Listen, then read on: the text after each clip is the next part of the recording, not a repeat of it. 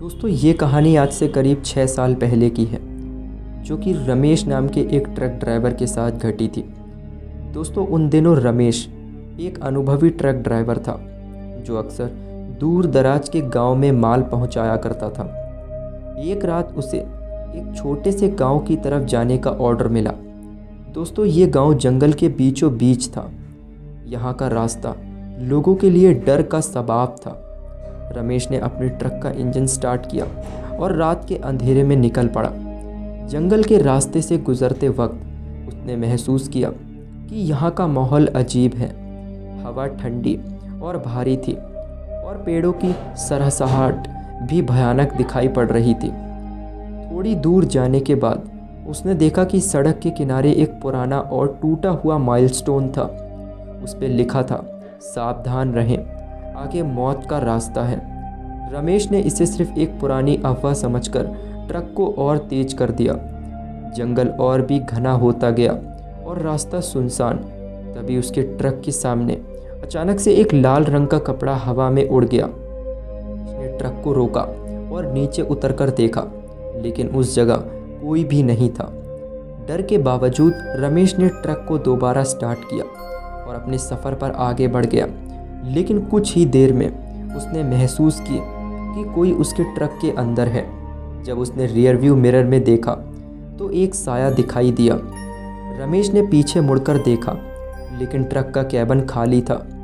उसके रगों में एक ठंडक सी उतर गई थी। तभी एक औरत की हंसी ट्रक के अंदर गूंज उठी। वो हंसी इतनी डरावनी थी कि रमेश को पूरा शरीर ही कांप उठा। उसने अपनी सारी हिम्मत जोड़कर ट्रक को और तेज चलाने की कोशिश की, लेकिन ट्रक का स्टीयरिंग अपने आप घूमने लगा। ट्रक अपने आप एक छोटी सी गली में मुड़ गया, जो एक पुरानी और जली हुई हवेली की तरफ ले जा रही थी।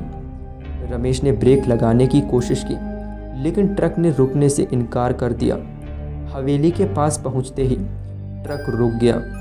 उसके सामने हवेली का दरवाज़ा अपने आप खुल गया और अंदर से एक अंधेरा सा धुआं निकलने लगा।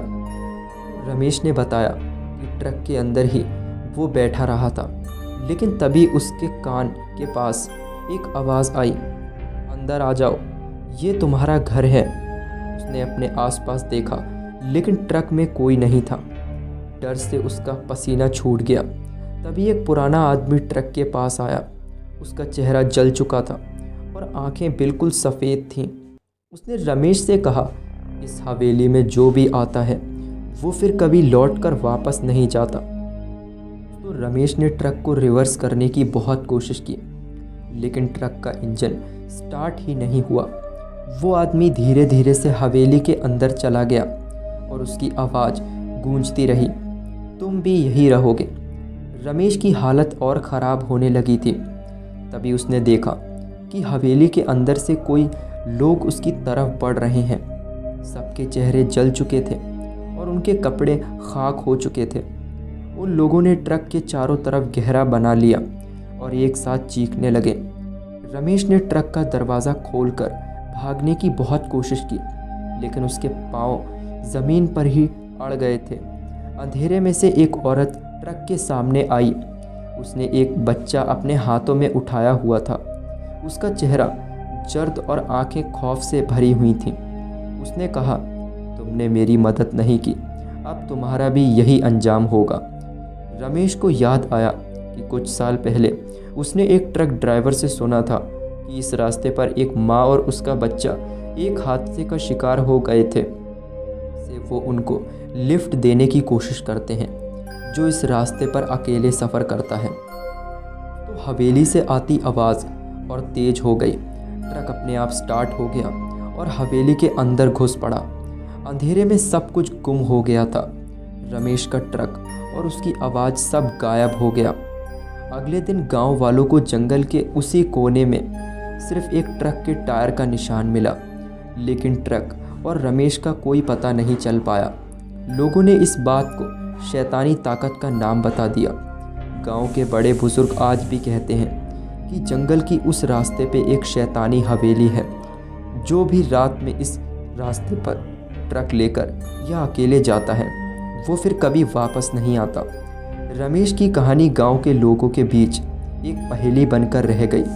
लोग अक्सर उसके ट्रक की आवाज़ें रात के समय सुनते थे और कहा जाता था कि रमेश की चीखने चिल्लाने की आवाज़ें उस हवेली से आती हैं। और आज भी कोई भी ट्रक ड्राइवर इस रास्ते पर रात को सफ़र करने की हिम्मत नहीं करता।